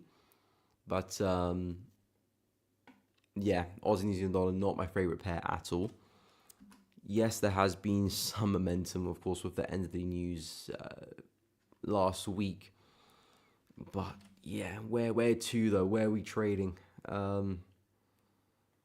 are coming back to resistance roughly. I'm drawing from that wick there. And I will give Aussie New Zealand dollar some praise because we are pretty consistent with all these higher lows here. I mean, looks like to me we're kind of squeezing in this area. Maybe eventually going to break to the upside to come back to highs. I think that could be a very nice trade or nice opportunity. Let's say if we do get like a clear-cut breakout of that, I think some pullbacks on the way up could present some really nice opportunities there for Aussie New Zealand dollar. But as of right now, we're approaching resistance. I probably wouldn't sell from there. I probably would wait for us to get to right to the highs here to take some shorts. So yeah, I think sells from the highs do make sense. And I think you are right to treat the market as ranging as well. So I would suggest, as long as we, of course, see some healthy rejection there, I do think we come down. Again, maybe long term we do break out of this, and like I said, maybe do continue back to those highs. But until we do see evidence of that happening, until we do see a legit breakout, then yeah, as price does approach resistance, you're looking to short. That's going to be your primary objective there. Waiting for some good entry confirmations to back that up. But at the moment, I think there is room to the upside. Perhaps even a pullback into this could be a decent opportunity on the way up. And then, of course, we can speak about the shorts at a later date. But I wouldn't look to sell until at least like 1.116. And then, yeah, we can speak about the shorts there. And we're probably still maybe a few days away from that. But, yeah, I can see some sense there. Okay, let's see. Let's take a look at USD. Okay, so let's have a look at the high time frame just to get a gauge of what we're doing. Okay, so we're kind of just, looks like we're building up for a big move here. But very, very flat at the moment. You've got the lows around there. That's probably where price is looking to head towards. We had this massive move here, which did take out highs, but did not result in much. So I do think we are eventually getting ready for, you know, an actual big move. But again, to call when that actually does happen is very difficult to do. So you can have to, you know, trade what's in front of you until that does happen. But yeah, it looks to me that we probably are just going to end up back at these lows at some point in time. I'm seeing a lot of lower highs here as well. You know, I like the shorts here. You've got some key support here to watch out for as well. But I do think we'll likely break through. I think a nice short here would be something like this, back into supply. Another one of these spiky moves, these kind of you know, really aggressive buys to try and call the top. If I get the trend line out, roughly something like that would be a nice trade. Because here I just see it as consolidation really. So I wouldn't want to try and position myself short there. If anything, there could be some very short-term bias off the low. I think if you're looking for like a quick intraday trade, just for like a day or so, I think you can get some success off that. But if you're looking for a swing trade, especially to the downside, kind of want price to rally first, back into supply, and then probably take some shorts back into support. Maybe you're lucky enough to get it back into the weekly level below us at 0.4046. But yeah, for this one, I do still see more downside. I think we're likely to come back into support there. In terms of opportunities, that's where it's at.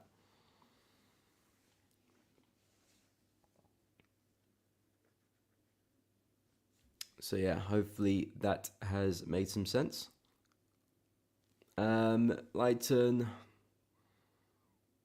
I don't know what's with my pairs. Maybe can you check your pound? Okay, we can take a look. Yeah, again, I think a lot of markets are quite choppy. I don't really have a lot of pairs on my watch list at the moment. I'm trading Aussie yen, but that's from last week.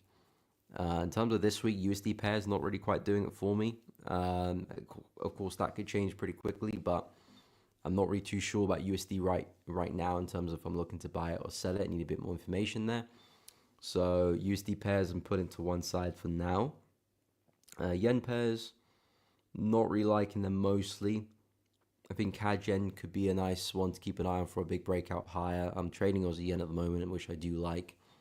But the other yen pairs, pound yen, euro yen, Swiss yen, dollar yen, not a big fan of those, to be honest. I think yen is still quite choppy.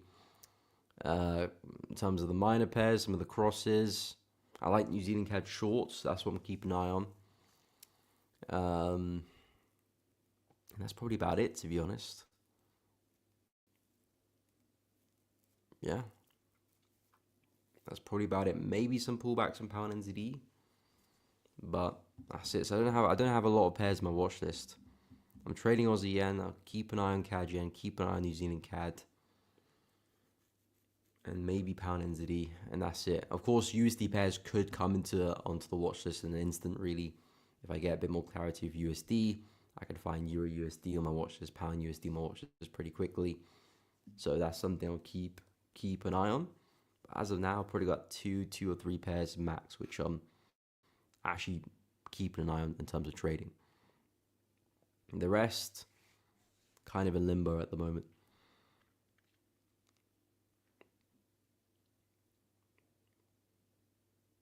Okay, we can take a look at gold as well. Please last request is gold on 15 last. I was taken out for the buys, but I managed to find a re-entry. Walked away with 5. Oh, nice. Is that before the news, Yusuf?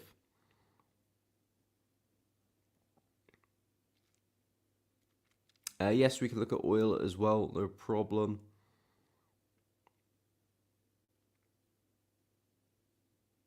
Yeah, last week of the month as well. Oh yeah, it is last week of the month. Wow. Time has flown. Follow the trend. Lebsy, happy to help, guys. No problemo. Let's go take a look at euro pound for Lighten, and I can go through gold on the 15 as well. And we'll take a look at oil too. And of course, any other requests, drop it in the chat. So euro pound. Now for this one, I personally see that is a bit of a range as well. It looks to me that we're finding a lot of support around here. And we've got a resistance around here. And for the most part, we are bouncing between the two levels. Of course, if you expand to the daily chart, you can see kind of why the trend is starting to stall right now. We've been very, very bullish for a while, but since we've hit the highs, we're starting to struggle. So it's either prices starting to form a top to potentially start to trend lower, or we're kind of pausing to get ready to break out and continue. At the moment, it's kind of 50-50 right now. I'm not the biggest fan of euro pound. Personally, I would like to see us show signs of continuation, or actually personally give a break to the downside. I think that's really what I'm looking for, because personally it looks to me that we're kind of topping out here, and I can see a world where we do start to trend back down to these lows, but we can speak on that at a later date when we actually start to trend. But at the moment, we're kind of flat. We're forming a lot of equal lows, not really creating new highs anymore. So the trend was strong initially, but it has started to fatigue, and we are quite flat. Now, I'm not looking for any opportunities in and around here. I think this is where things get choppy, difficult to take trades. Is price pushing up here to put a lower high and come back down? Maybe. Or are we pushing up to get back to resistance? Maybe. I don't know. I'm not seeing clarity in either of those scenarios. What I would see clarity in is if we can get a strong break lower and then looking for some pullbacks of that. As long as price doesn't take out this new high, let's say if we do dump from here and create a new low, as long as price doesn't take out this high, I would remain bearish. And my first bet would be looking for a breaking retest of that level, or maybe like a push into an area of supply. And yeah, I'll be looking at shorting opportunities and perhaps some moves back into these areas, maybe even back to those areas there as well. So I'm pretty bearish on euro pound. I do think price is likely to move lower, but it is dependent on a break to the downside. If we don't break to the downside, we could rally, of course, pays, or we might even just stay within the range and just chop back and forth. And I don't see much opportunity there, to be honest. If we do push back into support, there might be some buys off the low again, something like this. But personally, that doesn't quite do it for me. So yeah, euro pound, I'm hinting at a move to the downside, but until we kind of see real conviction lower, I'll be quite careful of that in terms of shorting it too early. But let's say if we do get that, yeah, I quite like the shorts there. Until then, not seeing much of an opportunity. In terms of gold on the 15, not a big fan of gold really at all. I did say in terms of the lower time frames, this is not a bad opportunity. I don't mind it. We are starting to see some bullish structure here with some higher highs and higher lows. We did break structure over there. This was the last high, which gave us this low. Of course, we just broken through that. So it looks to me that we've somewhat reversed this bearish trend, this bearish cycle, to perhaps a bullish one. So if that is the case, then we should be expecting more upside. We've of course got price structure down here. I would suggest we're quite corrective on the way down as well. So if we can get here, I do think that's a nice place for a buy. And a push back to resistance makes a lot of sense.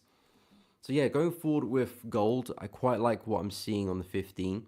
I would suggest, just because we're in a range, it just lowers the probability of the opportunity and just makes me cautious in terms of looking into it. I mean, I don't trade on the 50-minute chart anyway, but if I did, it will make me quite cautious, just because if I zoom out and look at the context of the market, we are just very flat. So, like, despite how good the opportunity looks intraday, I'm always going to be very cautious, because I know this is just where a lot of fluctuation happens, and it does affect the quality of the setup. If this was after a breakout, then yeah, it'll be a great opportunity. But of course, it's not. Simply, I'm still focused at the highs and the lows, but from a 15-minute perspective, I would say that's the next best opportunity. Look and try and catch the next high or low, and of course, ride it back to highs, and we'll see how far we can take it from there. So that's kind of what I would keep an eye on the 15. Okay, before the news, nice. So so you got in before the news. So did you profit on the news, or were you out before the news kicked in? We'll take a look at oil for Alex as well. So oil's interesting. We've been quite corrective on the way down, but it looks to me that we're kind of just fatiguing here. So we are breaking to the upside. Now, let's see what that breakout looks like. Does it get us back above structure here? Or do we respect resistance and this price continue lower? It really depends how we react with that level. If so, this could be a very nice place for a short.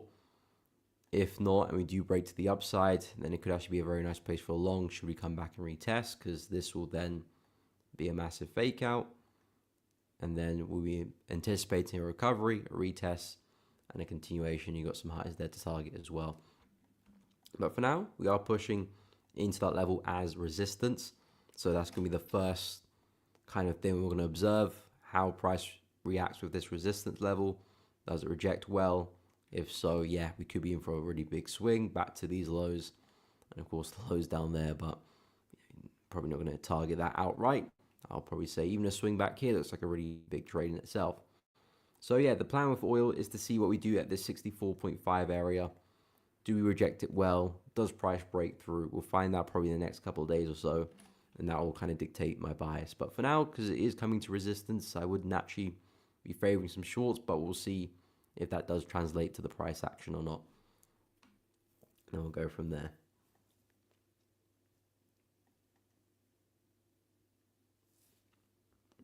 But yeah, I'll be pretty bearish. Okay, so you got into the trade, then you profited from the big push in the news and closed off news. Okay, nice. That would be a nice, pleasant surprise there.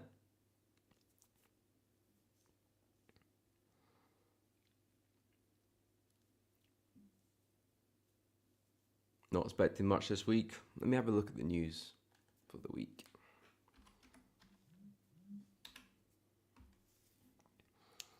Okay, so of course today's a bank holiday in the UK, so in terms of pound, not much going on there. We do have new home sales later today at 3 o'clock for US, so if you are trading the USD pairs, I'll probably keep an eye on that. Then early hours of Tuesday morning, you do have Aussie minutes for the interest rates, so not expecting much there. It's only the meeting for the minutes, so it's not the actual decision, but that could cause a bit of movement. I'm trading Aussie, aren't I? But I wouldn't worry too much about that. I say that, I probably jinxed myself, haven't I? And then later we've got durable goods for USD tomorrow afternoon. Then Wednesday, nothing really on Wednesday, to be honest, nothing significant. Thursday, jobless claims for USD, GDP as well. That's in the afternoon. And then Friday, consumer confidence yen, retail sales Germany. unemployment rate as well for Germany, and then GDP for CAD, and PCE for USD as well. So you do have some news here and there, but none of the big boys. But then again, any of these news events, depending on the outcome, could cause the markets to move as well. So again, definitely want to keep an eye in terms of myself, because there's no like NFP or currency I'm trading. Then yeah, I'm not going to be too cautious in terms of taking trades and entries. But yeah, I won't be too cautious, to be honest. I mean, I don't really see much opportunity this week. Maybe USD does something and things change, but at the moment, I'll just trade as I normally would do. No problem, Scarlett. Happy to help. Yeah, kind of dead week. Yeah, I agree. For me, pound CHF, Euro USD, kind of dead week. I haven't actually looked at pound CHF. Last time I looked at that one, we were bouncing off support there. Yeah, we've had a slight bounce there, but hasn't really provided much of a reaction, I must suggest. Really aggressive move down, sorry. Fairly corrective on the move up, and then we've been quite sideways since that's happened. Yeah, pound CHF doesn't look great to me, to be honest. 50-minute chart, back and forth there as well. Yeah, a lot of pairs are kind of choppy, consolidating at the moment. Suppose maybe last week of August before coming to September, maybe things pick up then a little bit. But quite a lot of back and forth here, I'm not gonna lie.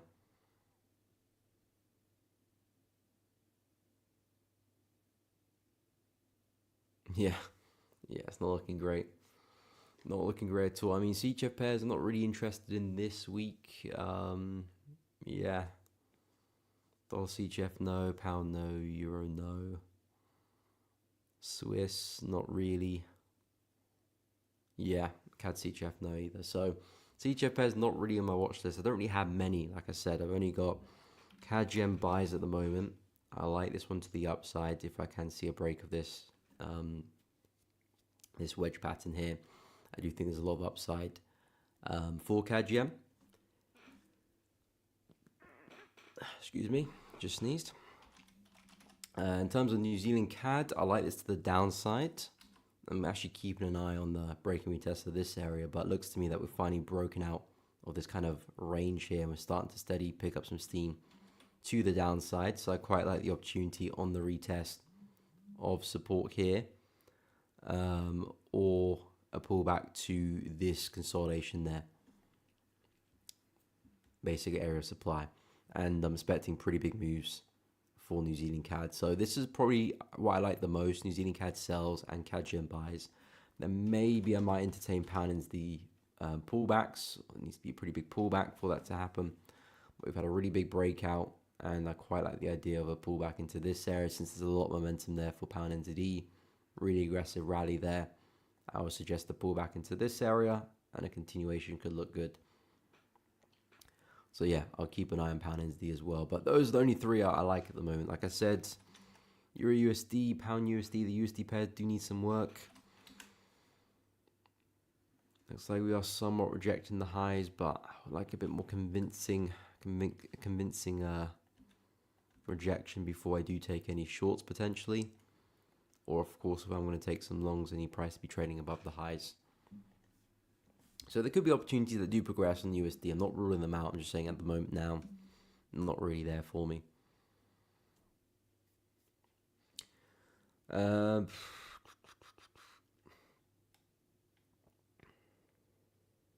Yeah, potentially. And then of course September, hopefully that can pick up.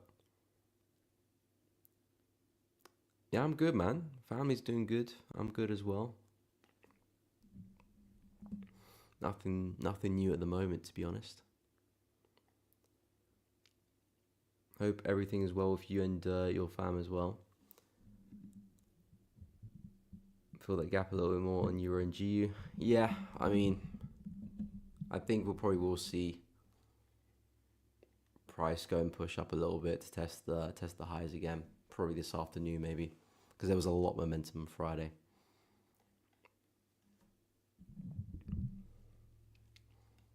But at the moment, the only position I'm in is Aussie Yen, and that goes back from last Thursday. I have trailed stops, so risk is minimal. Still a little bit of risk there, but compared to the initial risk, it has been minimized quite a lot, so I'm happy with the position. I've seen nice continuation in my favor.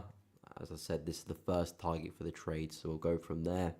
If price does respect it well, I may close the trade here, so I'll let you guys know if I do that. But if we see evidence of a breakout, then hopefully this is like a big flag pattern for us to continue. So yeah, I'm relying on some strength there. Good to hear, Bashi. Good to hear, Bashi. Anyway, guys, we have come to the end of the stream. I hope you guys have enjoyed it and found it useful. Please be sure to drop a like and subscribe to the channel.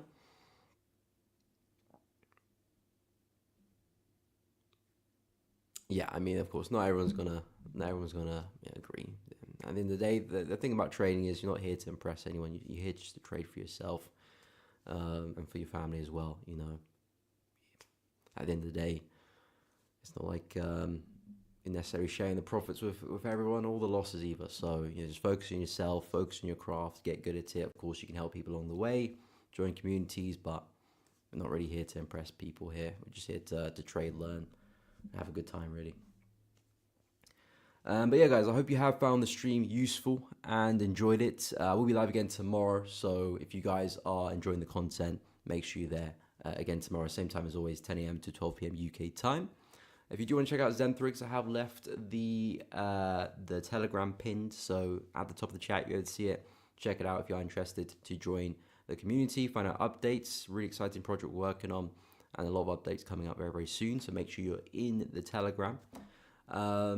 If you haven't done already, like, subscribe, share with your friends, hit the bell, all that good stuff does really help support the channel and keeps you in the loop. And of course, join the memberships if you do want to support the channel further. There's some added perks there, member only exclusive videos if you do want to check them out. So if you're interested, have a look-see. But guys, really appreciate you tuning in. Have a great day. I'll catch you all in the next one.